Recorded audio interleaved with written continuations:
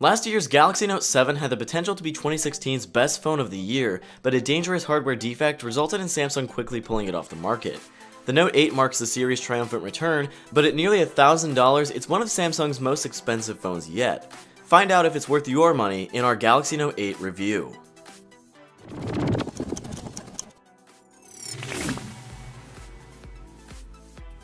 From price to design to features and everything in between, the best word to describe the Note 8 is excessive.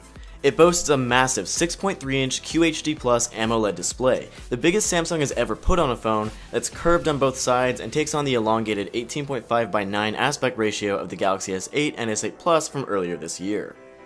It gets unbelievably bright, 1200 nits to be exact, and the curved design helps Samsung fit a large screen on a relatively small body, but at 195 grams, it's still a behemoth of a phone. All that mass pays off in features though. Samsung packed just about every feature imaginable into the Note 8. There's wireless charging, IP68 water and dust resistance, NFC and MST for Samsung Pay, Bluetooth 5.0, Qualcomm Quick Charge, and microSD expandability, to name just a few. Oh, and maybe most important, there's still a headphone jack too. Just don't expect any fancy DAC like the one LG is putting in its flagships lately. On the Galaxy S8, I loved the Infinity display for making such a huge screen so manageable. On the Note 8 though, while this is probably about as manageable as a 6.3-inch screen can be, it's just not the same. The phone is so tall that it's almost impossible to reach the notification panel without having to adjust your grip or use your other hand. The Galaxy S8 made this a little easier by letting you swipe down on the fingerprint sensor to pull down notifications, but the added height of the Note 8 pushes the fingerprint sensor further away, so even that can be a challenge. I've got pretty average to small hands, so your experience may differ from mine, but I'm someone who typically likes phablets, and I'm not the only one who's taken issue with this phone's one-handed usability. But Note owners already know that the Galaxy Note 8 isn't about one-handed usability. From the very beginning, this series has been a two-handed operation, holding the S Pen in your dominant hand and the phone in the other, and using it that way transforms the Note experience.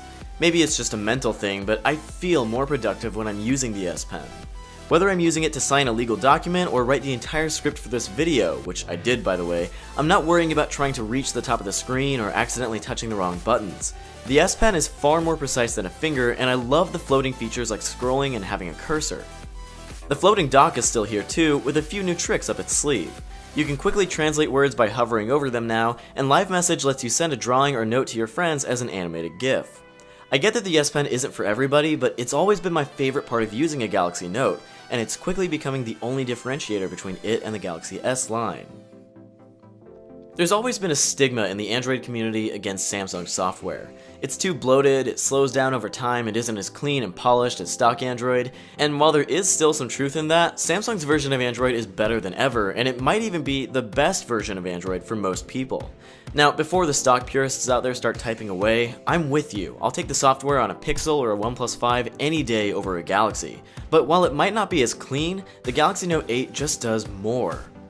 I like not having a button for my app drawer since Samsung software lets me just swipe up or down on the home screen to see all of my apps, but if gestures aren't your thing, you can just add the button right back. You don't like how bright Samsung's UI is or the colors of the app icons? Throw on a theme. If you hate seeing doubled software like Galaxy apps next to the Play Store or Samsung's internet browser next to Chrome, pick the ones that you like and hide the rest. When you're done with cleanup, you'll start to notice a lot of really useful features tucked into this phone. I've never been big on Apps Edge, but now that you can pair apps together to instantly jump into split screen view, it's actually really convenient. Samsung Pay is a great way to use mobile payments on terminals that don't typically accept them, and Secure Folder keeps your private information safe, even allowing you to make duplicate versions of apps to use with different accounts. Now, a lot of users will be frustrated by the Bixby button under the volume rocker. It's a redundant feature compared to Google Assistant, and the button placement makes accidental presses far too easy. But now that Bixby Voice is available in most markets, it's a pretty capable assistant, and more importantly, it provides users an option in areas where Google services aren't available.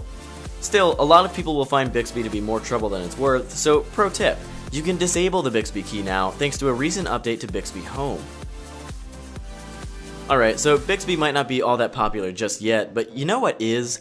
Dual cameras. The Note 8 is Samsung's first phone to join the bandwagon, opting for a secondary 2x zoom lens rather than the wide-angle or monochrome sensors of some of its competitors. It's also the first dual camera setup that we've seen for optical image stabilization in both lenses. That's a really big deal when you're using the zoom lens, and whether you're taking a photo or a video, you'll notice the difference when you're comparing shots with a friend's iPhone 7 Plus or OnePlus 5. Of course, Samsung wasn't going to offer dual lenses without also offering portrait mode, or live focus as they call it, which uses both lenses in tandem to create an artificial bokeh effect. It's pretty hit or miss, and especially in darker environments, you'll wind up disappointed more often than not, but it looks great when it works, and even when it doesn't, Samsung still saves the original image from both cameras as a fallback. I love this feature, and the fact that you can adjust the blur after the picture is taken, and because of it, I've been taking a lot more of these kinds of photos than I ever did with my iPhone. Now, one of our biggest concerns with the Note 8 from the very beginning was battery life. Explosions and recalls aside, last year's Note 7 just didn't have the longevity we've come to expect from a Note, and this year's model has a smaller battery, so things weren't looking good on paper.